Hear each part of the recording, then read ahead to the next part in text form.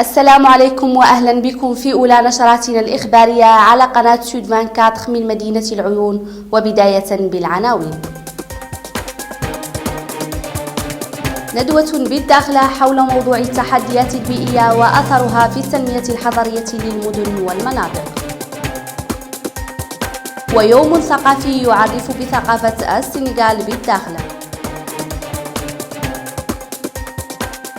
وأخيرا مهرجان مسرح الشارع تجربة نوعية بالعيون.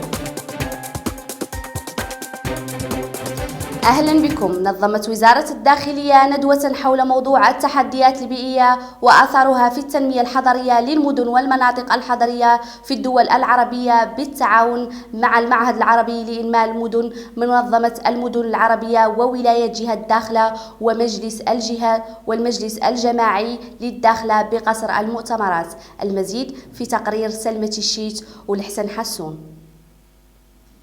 التعرف على التكنولوجيا الحديثة في مواجهة التحديات البيئية للحد من تدهور البيئة والموارد وإيجاد التوازنات اللازمة لتفادي الكوارث البيئية والتخفيف من آثارها هي أهم الانشغالات التي عبر عنها المشاركون في الندوة الدولية حول موضوع التحديات البيئية وآثارها في التنمية الحضارية للمدن والمناطق الحضرية في الدول العربية.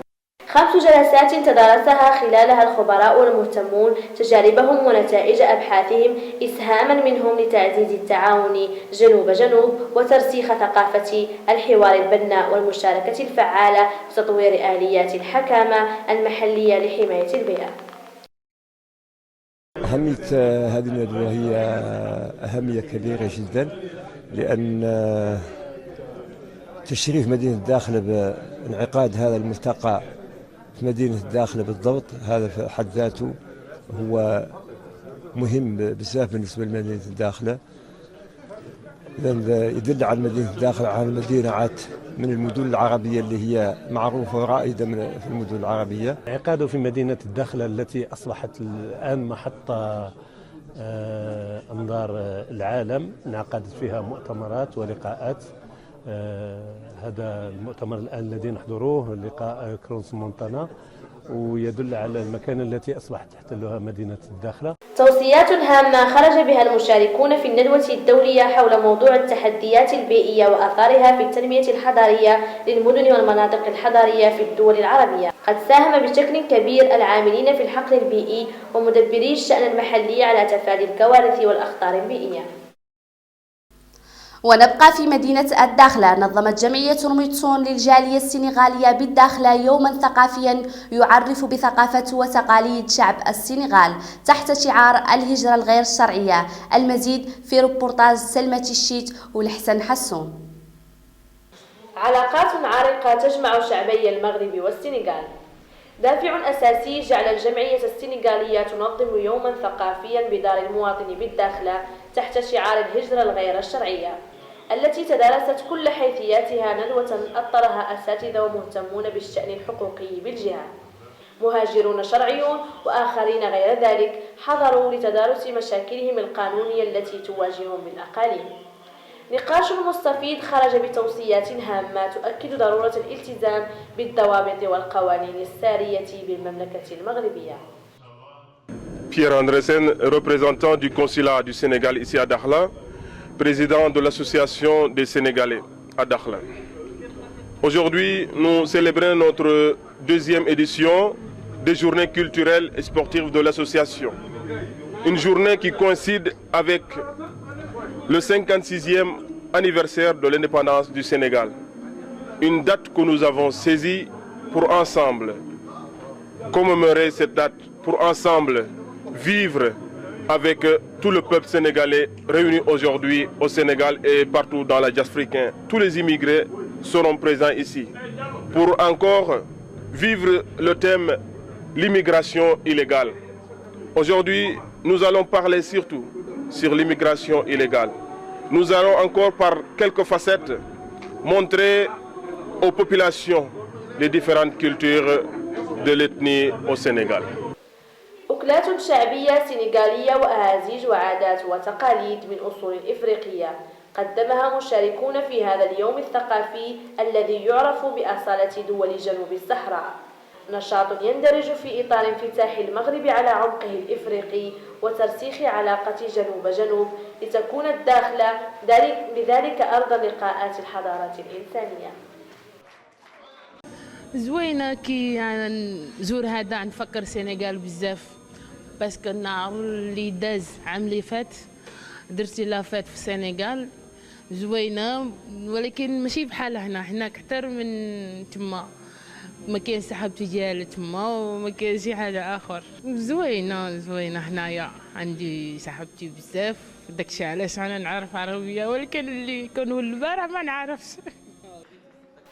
ليختتم هذا اليوم الثقافي بتوزيع هدايا تذكارية على المشاركين، ويوم سيبقى في ذاكرة المهاجرين من أصول إفريقية بمدينة الداخلة، ذكرهم بعادات الآباء والأجداد.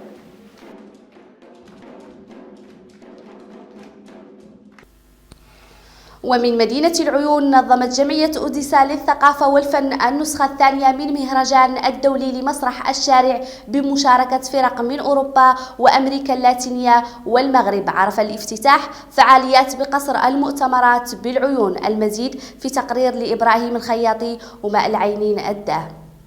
شهد قصر المؤتمرات انطلاق فعاليات النسخة الثانية من المهرجان الدولي لمسرح الشارع على إيقاعات الموسيقى الحسانية. ضيف شرف هذه النسخة الفنان عزيز سعد الله والفنانة خديجة أسد هرم المسرح المغربي، تكريم الفنانين عرفانا بالعطاء الكبير الذي قدماه للمشهد المسرحي وطنيا وعربيا. في الحقيقة سعيد وفرحان، وهذا شرف كبير لي، لا أنا ولا رفيقة دربي الفنانة خديجة أسد، كوننا نتكرموا في مدينة العيون جوهرة الصحراء المغربية وعاصمتها. مدينة العيون بالنسبة لنا احنا كفنانين هي كترمز للحرية والسلم وللسلام. اليوم ما سمعت بالتكريم ديالي في هذا المهرجان، مهرجان مسرح الشارع بمدينة العيون، فرحت بزاف. اولا فرحت للتكريم، طبعا فرحت لانني غادي نكون بين حبابي واهلي هنا في مدينة العيون، وغادي نزور المدينة مرة أخرى طبعا. فكنشكر المسؤولين على هذا المهرجان. نشر الثقافة المسرحية بالأقاليم الجنوبية هدف تسعى جمعية أوديسا بلوغه عبر استدعاء فرق عالمية من الأرجنتين، ألمانيا، إسبانيا، تركيا والمغرب. تضمنت خرجات مسرحية بساحة المشوار بالعيون جذبت إليها جمهورا غفيرا. مهرجان مسرح الشارع ملتقى ثقافي فني دأبت جمعية أوديسا على تنظيمه إيمانا منها بمواهب وقدرات أبناء الأقاليم الصحراوية في مجال المسرح، دعما للفرق المسرحية محليا وجهويا. افتتحت جمعية آفاق لإدماج وتأهيل الأشخاص في وضعية إعاقة مركزا للترويض الطبي بحي ديريدك بالعيون يستهدف الفئات الهشة والأشخاص في وضعية إعاقة. تقرير لحسناء بن وماء العينين الداه يقربنا من الخدمات التي يقدمها هذا المركز. أسست جمعية آفاق لتأهيل وإدماج الأشخاص في وضعية إعاقة مركزا للترويض في فبراير 2014، ويحتوي هذا المركز على آلات ووسائل تمكنهم من خدمات الترويض الطبي لمختلف الفئات سواء الأطفال والشباب والمسنين. نحن الآن نتواجد بمركز خطوات للترويض الطبي التابع للجمعية، كما أنه استجابة للتطلعات ولا متابعة لاستراتيجية الجمعية في التقرب من هذه الفئات الهشة. يعني أثرنا أن يكون المركز داخل واحد الحي اللي هو معروف بالكثافة السكانية من أجل تقريب خدمات الترويض الطبي. ويعمل المركز على تنمية قدرات الأطفال ذوي الاحتياجات الخاصة من خلال الاستعانة بمدربة من دولة الأرجنتين ومتطوع لمدة 3 أشهر من دولة كولومبيا. نخدم دريك 3 شهور اللي كاينة عند هذا الجمعية. استعملوا مثلا هذا الكون باش يخرجوا ما يديروا مثلا يرفع يدك تدير حتى هذا في شي بلاصة. Coming here to help people to recover themselves from physical problems. So being here for at least 3 months, so helping them.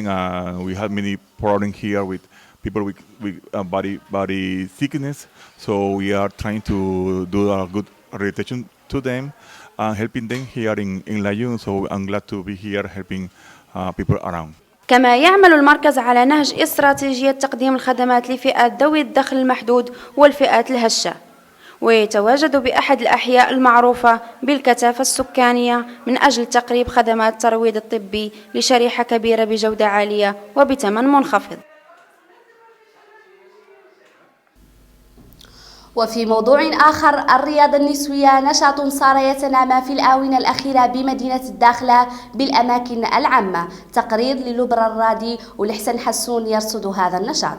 انتشار مجموعة من الأمراض التي تسبب مشاكل صحية للإنسان وخصوصا النساء هو دافع جعل النساء مدينة الداخلة يجدون في ممارسة الرياضة وسيلة وقائية وحافزا لكسر روتين حياتهن اليومية. نساء من مختلف الأعمار يتوافدن منتصف كل يوم على هذا الشارع العام لممارسة هوايتهن المفضلة. الرياضة مزيانة أختي، مزيانة الرياضة، الجسم مزيانة، الصحة مزيانة، العمر مزيانة، لكل شيء الرياضة. بحال السكر والكوليسترول، السكر كان يمكن عليه يدير الرياضة بالنسبة للجسم الإنسان، فيدا للجسم، وتنصح جميع العيالات باش يخرجوا يمارسوا الرياضة.